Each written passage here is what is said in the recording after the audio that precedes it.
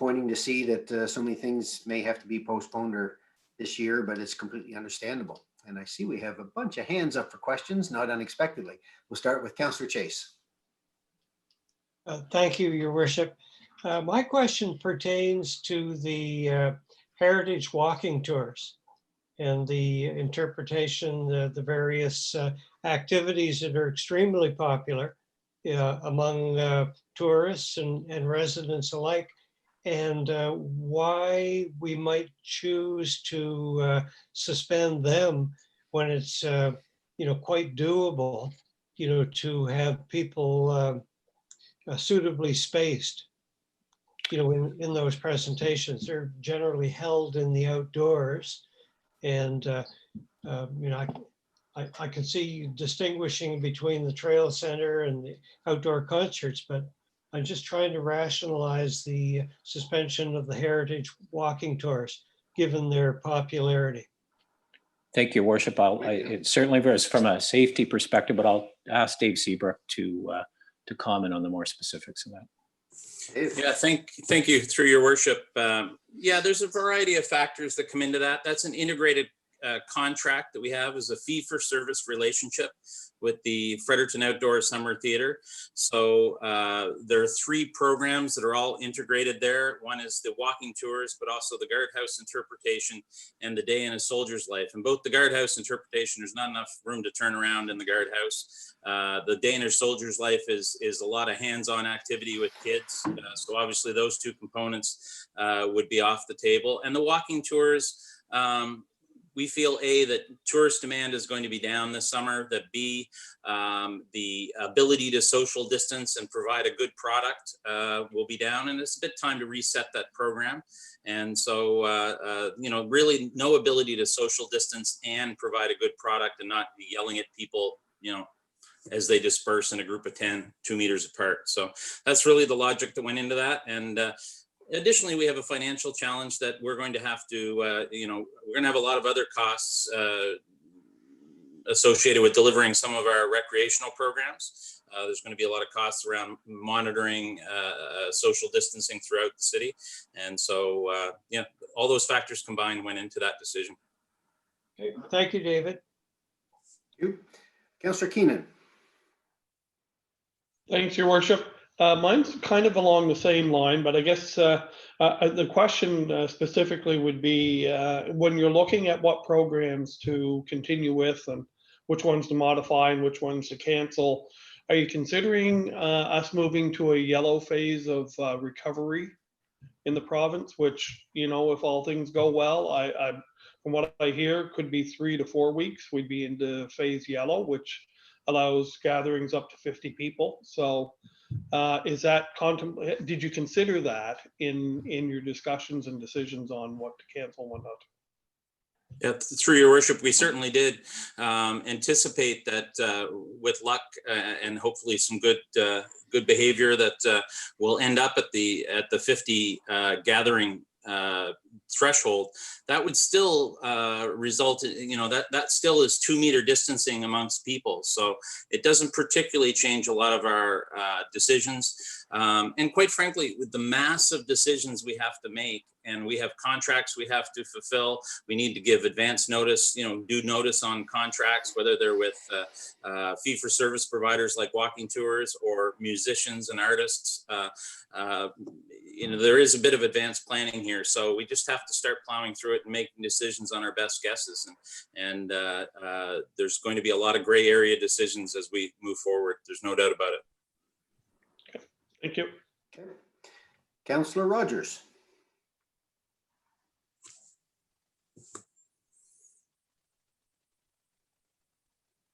Councillor Rogers, you're on mute. And I was just saying, I'm along the same lines as Councillor Keenan and Councillor Chase. My concerns about the programs that we're looking at canceling, it's sort of the cultural and leisure recreation programs, and looking ahead and hoping that we'll be in this phase yellow. I would imagine that some of those could proceed. Officer Square is very big. It's a big swath of land, and I would think if you had one control point, you might be able to run some of the outdoor concerts, or even perhaps Under the Stars, the movie theater, the movies.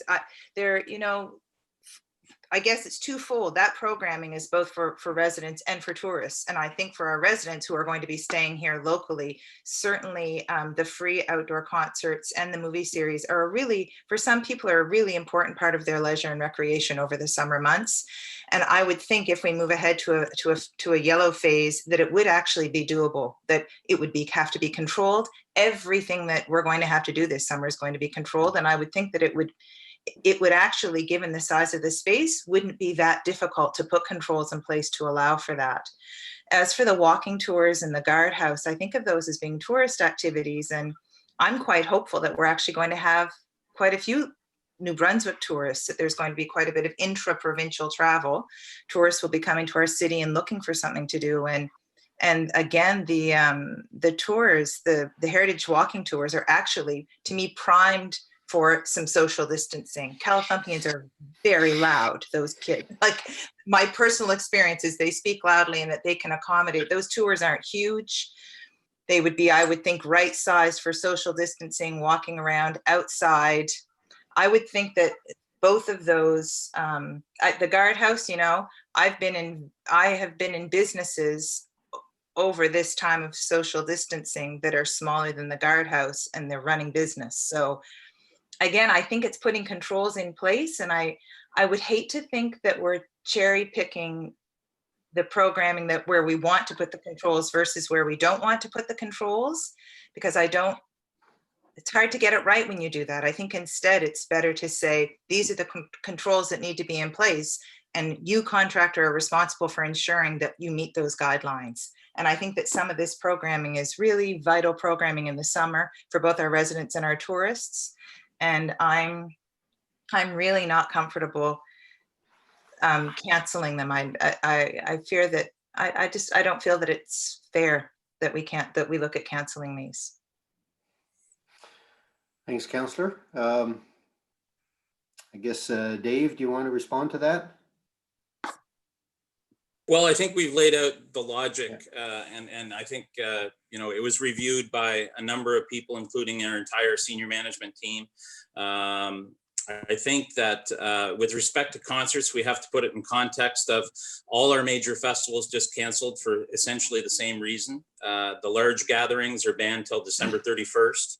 I think that there's very little hope that, from the concert perspective, that we will be allowed to have gatherings of more than 50 people in the foreseeable future.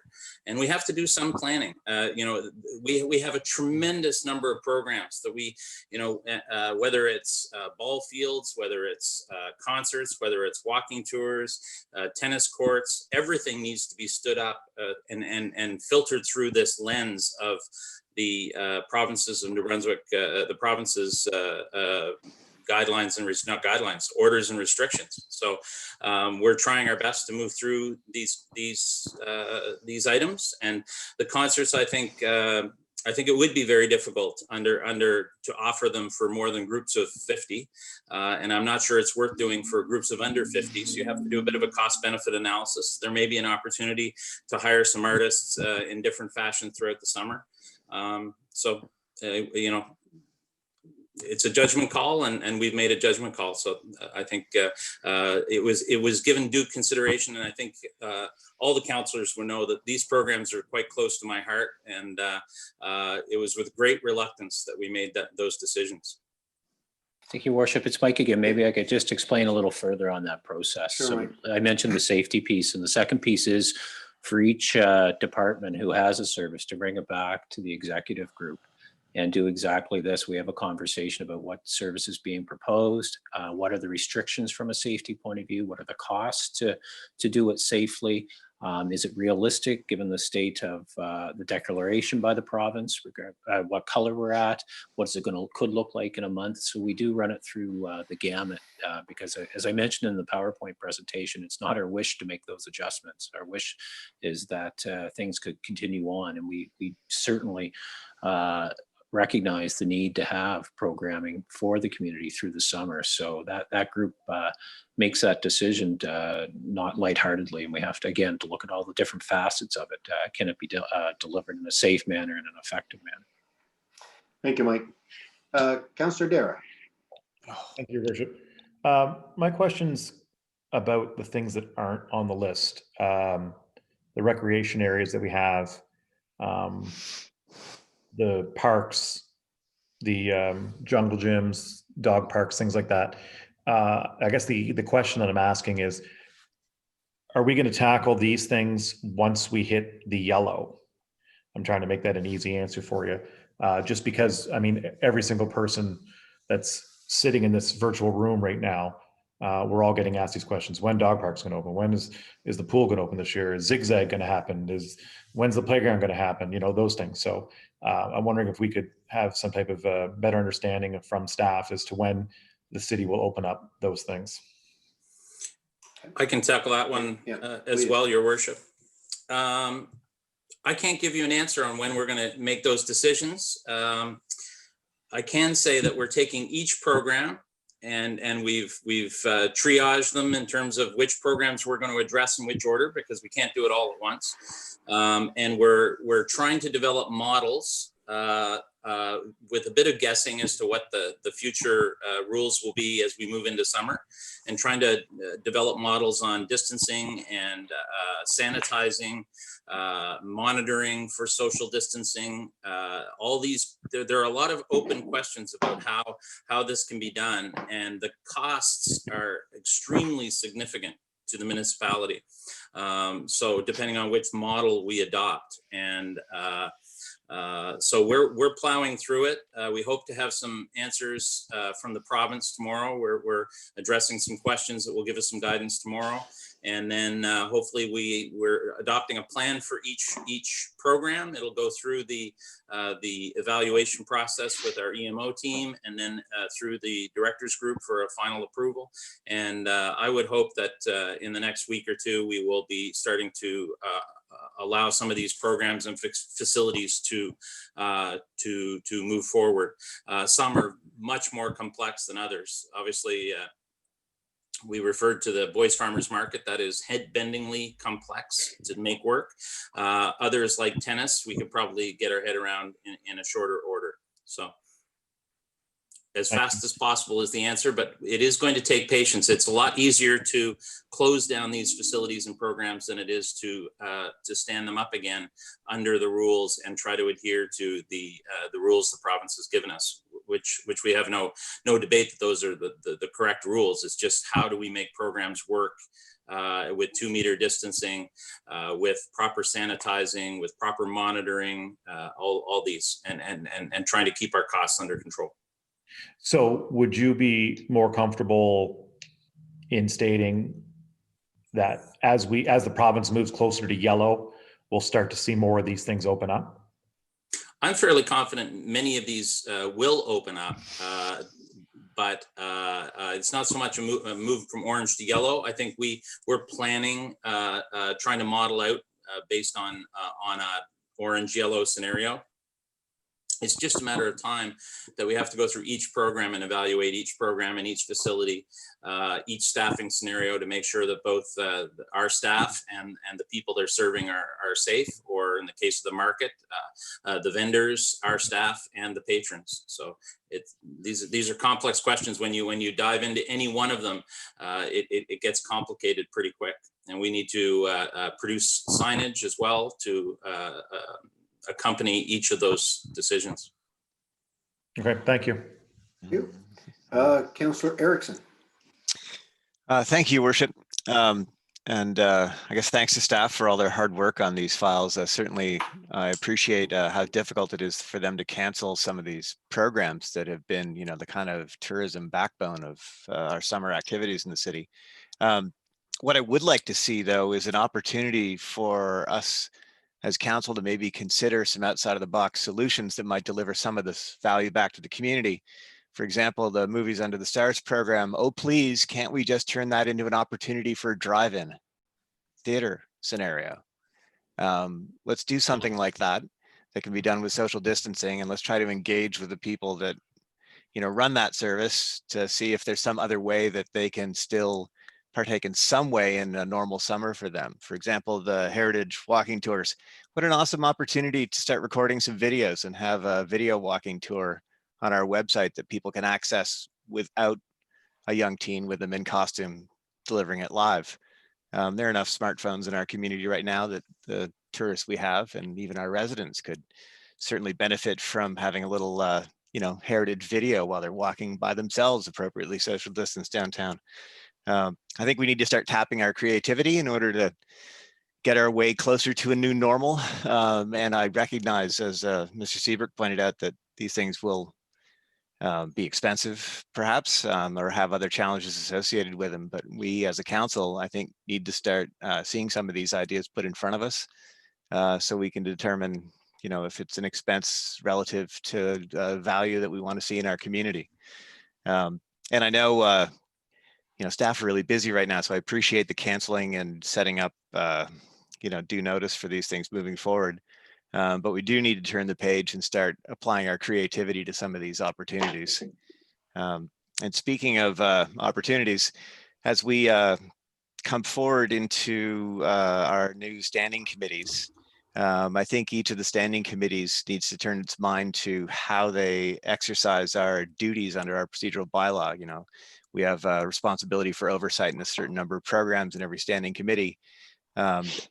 We need to have a conversation about how that is going to be done moving forward.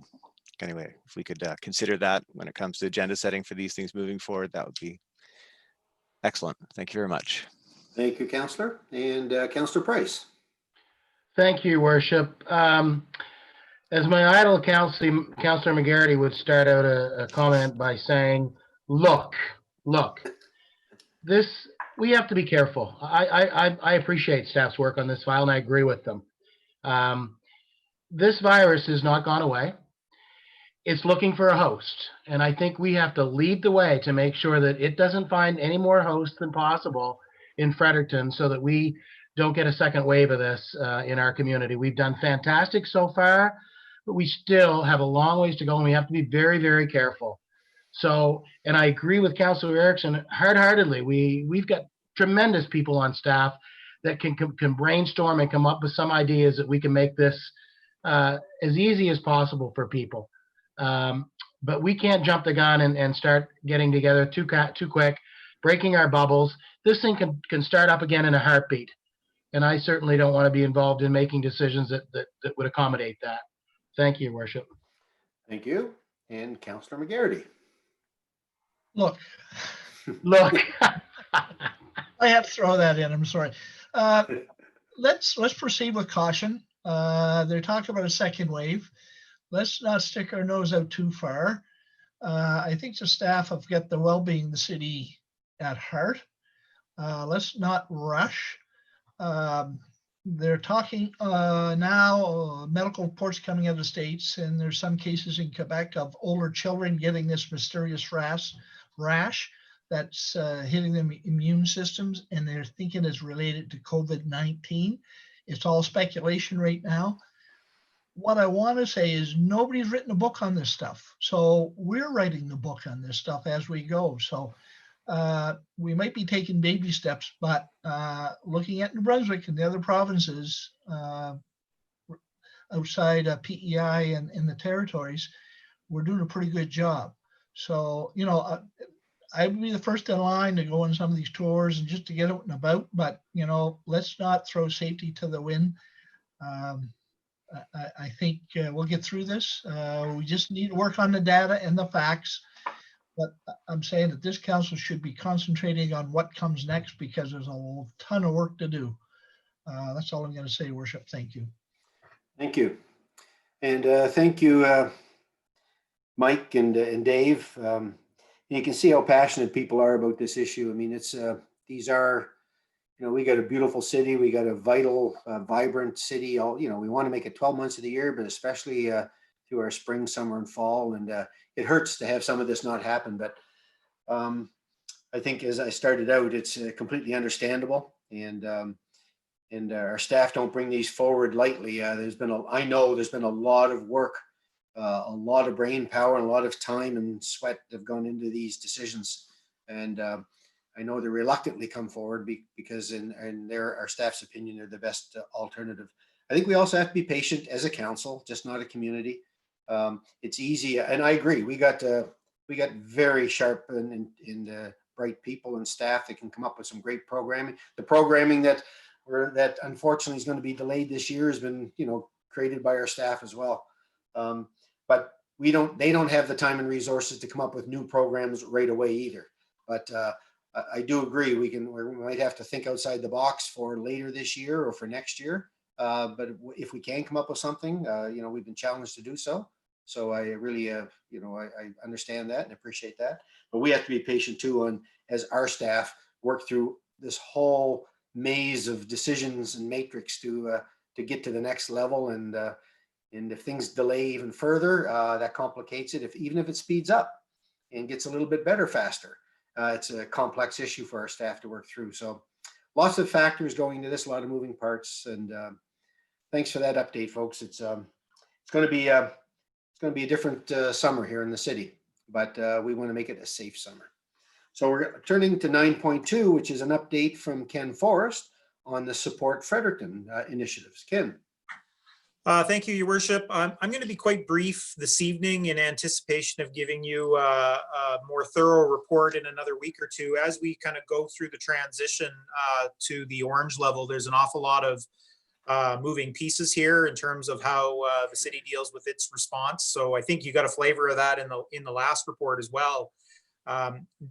Mike and Dave were going through some of the programs we've had for a long time, but in fact, we have stood up a lot of new things in the last short number of weeks as well to try and help our residents and our local businesses through COVID. So while we're discussing what to do with existing programming, we have also taken on the task of bringing forward a lot of new work as well in very short order to try and deal with the unique situation that we're in. So I'm going to provide just a brief summary of some of the things that we've been working on and where some of these projects are at so that council's aware. I'm going to start on the healthy living on the social side this evening. I'll let council know that we did successfully launch the People Helping People community support page through the city's website last week on May the 6th. We had a lot of help from our media partners on that to bring awareness of some of the information that can be accessed by the public on that site, dealing with things like mental health services, different grocery options, different programming options. And happy to say that in just the first couple of days after the launch of that, we had 2,000 page views. So we for that information. So we've had residents going to that page, taking advantage of the opportunity of finding some of the information that's there. I want to point out a couple of other things that we're working on. I mentioned before some work that we're doing in kind of the local food security area. You will see information coming from the city over the next little bit in terms of some educational initiatives around backyard gardening and trying to encourage our residents to take advantage of some of the opportunities that we have with physical distancing to actually take a renewed interest in gardening and food production for their families. So there's going to be some work happening there. We're expanding some of the programming we've been providing virtually through the Stay Home, Stay Active Challenge. We're going to be modifying that program somewhat, renaming it, and providing further information to residents to help them from home to learn some skills that will help them through this crisis and just practical things that they can do in their daily life. So there'll be information through our social media channels to help residents with some of those challenges. And I did just finally on the healthy living side want to point out that we are pursuing a public art opportunity around the current situation for a temporary art exhibit. Small scale, just recognizing the period we're in. And so you'll see some things happening with that over the coming days and weeks as we try and engage with the artistic community to try and find something that helps inspire the community and convey some of the gratitude that we have for people that have been helping us through this, and also some messages of hope. So that's kind of on the social side. I want to now just spend a few minutes on the local business side. Council will recall a couple weeks ago, we introduced Support Fred Local, which was a collaboration of a number of the city's economic development agencies.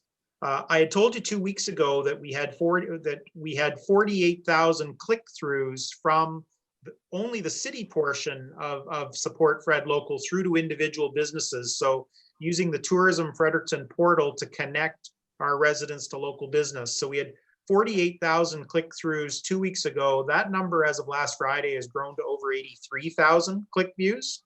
So we're seeing significant take-up of that information that's been provided online for our residents. I wanted to let council know that there's some additional marketing that's going to happen to further support that brand going forward. So you will see advertising taking place in the newspaper. You will see the use of some of our tourism signage locations to support and bring knowledge around the Support Fred Local brand. So you're going to see some of that over the coming days and weeks, just to further kind of encourage our residents to access that information that's available, all in an effort to help our local businesses through what is a very difficult time. Council will be aware that the month-end development numbers came out last week.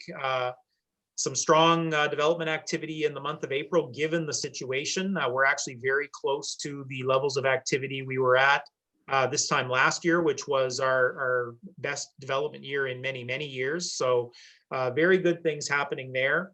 I wanted to let council know that we are also working on a communication strategy to help make the public more aware of what's happening with respect to the local economy and how the local economy, is dealing with COVID and how its resilient nature is going to help us through this. So you will see more communications come from the city with respect to development and our economic resiliency as time goes on, to try and put some of that positive messaging out there, because Fredericton is well placed to deal with some of the challenges that we're facing by virtue of having a strong economy. I just wanted to close with some of the other initiatives that I've spoken to you about before. We are continuing to look at farmers markets, as was mentioned earlier. We expect to be able to provide a lot more detail to council in the next week or two around sidewalk cafes and other initiatives to help the local restaurant community, now that we have a better sense of what the rules of engagement are coming from the Provincial Medical Officer of Health. So in the final stages of preparing some of that information, we intend now to start to reach out to the restaurant community, and we hope to have further information for council in short order on that. And I just wanted to also point out that we're also starting to turn our attention to some of the food trucks that we have in the community. We spent a lot of time trying to develop that industry in the community, supporting our festivals and events. Of course, without festivals and events this year, they also are having some challenges with respect to how to maintain their livelihoods through this crisis. So we're doing some work in that area as well, and we hope to have some further information to share with council in the next week or two. So with that, your worship, a lot of things happening. I might just close by saying, I think, patience, not just with kind of government agencies, but also with the local business community as people try and adapt to the new reality, is something that our residents should give serious consideration to.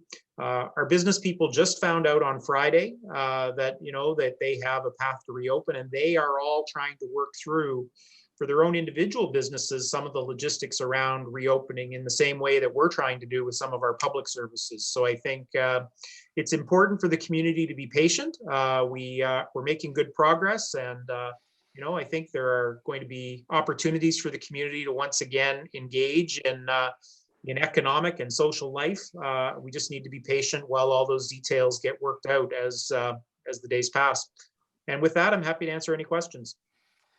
Thanks, Ken. And again, thanks to you and your team and everybody else involved in putting this together and working with our business community and the chamber and Ignite and everybody. So it's very, very crucial. We do have some questions lined up, and we'll start with Councillor Erickson.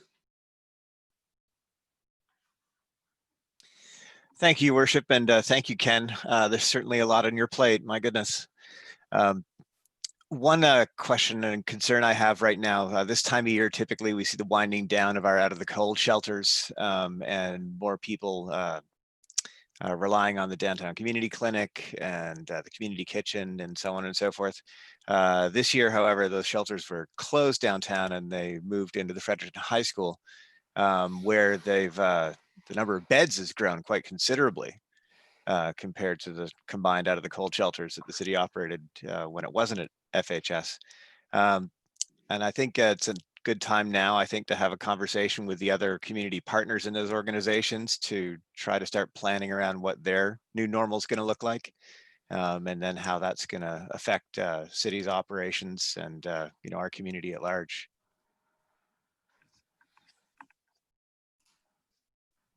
Ken, was that a question, Councillor, or was that a? Well, I don't want to add too much to staff workload, and I'm sure they've. This is one of the many thousands of things they've considered. But I think council needs to have a conversation about this and be brought up to speed on, our community planning around these issues.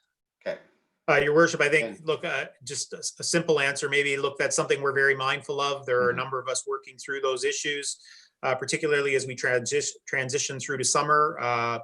The homelessness issue tends to manifest itself in different ways. So we are mindful of kind of what that looks like in the summer, but also knowing that, another winter will follow. So it's an issue that doesn't go away and we need to be mindful. Correct. And we'll work, we'll continue to do outreach with the provincial government, the Department of Social Development, who carry that file, but the impact is on our streets. So it's, we'll get an update back to council as soon as we can, Councillor. Next would be Councillor McDermott. Thank you, Worship. Ken, thanks for the presentation. And while I have like the Omicron to talk, thanks, Mike, as well for your previous presentation. Ken, you talk about, and it's funny just pulling that one element out of it in regards to the food trucks. When we started down the path of the redevelopment of Carleton and the Garrison area, one of the components was about getting the food trucks in there. I think it's been really important for the health of our Garrison night market and that sort of thing. And I always felt that we needed to develop a policy around food trucks in the public realm, because for the most part, our food trucks are relying on the private sector to have a lot or a yard or whatever to set up. Aside from special events and that sort of thing. And I wonder if that's something that this may be an opportunity actually to pursue a little bit more. I suspect that there is room for the food trucks, as well as our bricks and mortar restaurants and cafes and that sort of thing to coexist at this time. And I wonder if we can, and like Councillor Erickson said, I don't want to put work on your plate, but at the same time, this has been something that I've been talking about for a number of years. I like the idea of it. When I grew up in Halifax, man, I'll tell you, there was nothing better than going into the public library, going to Bud the Spud and getting a big plate of fries, or any one of the other food purveyors that were down there. And I think there's an opportunity for that, whether it's about our downtown core, about our urban core, as well as some of those larger industrial areas, and into our park system, whether it's Odell, Killarney, that sort of thing, where we set up a system of permitting, of scheduling, so that people know, hey, you know what? On a Thursday night, I can go to Killarney Lake Park, and I know there are going to be 3 trucks to choose from, and it's got that space that we can do social distancing in. So anyway, look, I'm just throwing that out there. I think it's a really interesting opportunity, especially considering the times, to look at some policy around that. Okay, good. Ken, quick response? Your worship, that's actually a pretty good summary of some of the discussions we've been having. I think, from our perspective, I think, I've said this before, municipalities don't have necessarily a lot of levers in this particular situation because it is a public health crisis. But we are trying to be very considerate in terms of trying to find various niches to assist the local business community in meaningful ways to help them through this. So I think, have a tremendous interest in trying to protect the bricks and mortar businesses in our community that go across the spectrum, not just restaurants, but all of the businesses. But as well, I mean, we have other businesses that are on wheels in this case, and trying to find appropriate opportunities for them as well to operate through this situation, in ways that don't have negative impacts on others. So we're trying to find those creative solutions that provides a path for these businesses to get through this. And I guess just as a follow-up to that, look, my statement was predicated on the fact that I actually don't know what the requirements are. I don't know what the government's asking for. I don't know what sort of framework that they're trying to develop. I'm just asking that there be that sort of consideration going forward. So I'm glad to hear that it's on your radar and it's open to consideration. It's great. Thank you. Councillor Rogers. Worship. And thank you, Ken, for doing this work, and also for Mike too. I didn't think. I know there's lots of moving parts and looking at lots of different things and considering lots of variables. In this item where we're looking to support local businesses, I really think, there's so much, they're vital to the heartbeat of our city in a lot of ways, and I appreciate the support that's being considered to give them.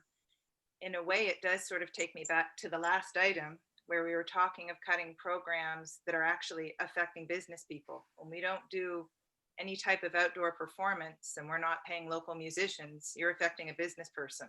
When you don't pay an outdoor summer theater troupe to provide heritage tours and deliver programming, you're affecting a business person. And so I guess when we consider, I say this, and this is sort of and I'm not saying that people aren't thinking it, but I know when I think about this,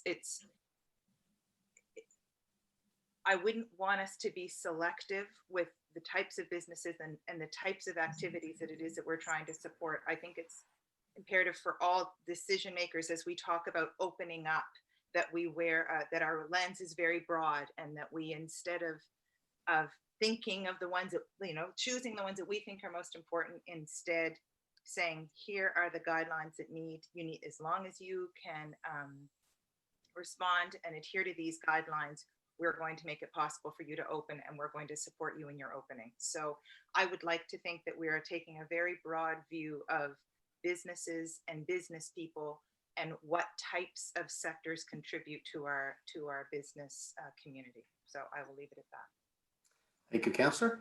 And Councillor McGarity. Yes, thank you, Worship. This is to Ken, I think. It's about the high priority disaster response registry.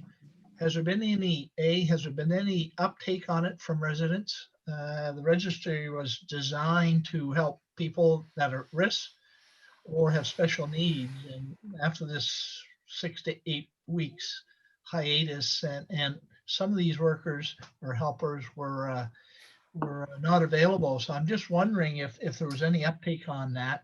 I know the city had a very soft launch. I don't think a lot of people know about it. But as something going forward, if we ever run into this type of virus again or some other new virus, this is a system where we can get at those people and make sure they're okay. I'm just wondering if there was an uptake on it. Through you, Your Worship, I apologize. I don't have any information on that this evening, but certainly we can take a look into that and provide that in a future update to council. I apologize. No, that's okay. Thank you. Okay, Ken, no more questions on this one. So again, thank you very much. We look forward to your next update. And again, thanks for the great work. And I just like to, before we sign off, I guess, now that we moved into this next level, which was announced last Friday, there is a few more freedoms and a little bit more opening up. And I just want to encourage our own community. We can't control anything outside of City Hall, but encourage all residents to be just as mindful as they can of all the requirements. I was out and about a little bit yesterday and today. What I saw was very good to see. A lot of people, everybody was adhering to the social distancing, and I had to pop into a grocery store briefly yesterday, and when I was there, it was good. But I'm also hearing reports that in some cases it's not. And there's no excuse for anybody not knowing what the regulations are for social distancing. There's no excuse for anybody in any of our large stores or grocery stores to not follow the arrows and be respectful of everybody else. And if you choose not to, you're doing it intentionally, I think. So be respectful of everybody else so that we don't have to go back. We don't want to take a step forward and 2 steps back, because there's too much effort gone in, and this community has been wonderful. 99% of the people, but all the time, have been adhering to all the regulations. So let's keep doing this, folks, and we can do our bit in Fredericton to wrestle this beast to the ground and get to the next color level. And then we'll have a whole no round of decisions to make on what we can do for program offering and staffing. But we'll face that when it comes. But please, community, do everything you can. Support local as best you can. It is crucial to the local business people. Our great business people here have invested heavily in what they provide us. They do a great job, and they need our support more than ever. And let's rally around them. So I guess the next step would be a move to adjourn, and that would be Peters and Price. All those in favor? It's unanimous. Thanks, everybody. Take care. Meeting is adjourned.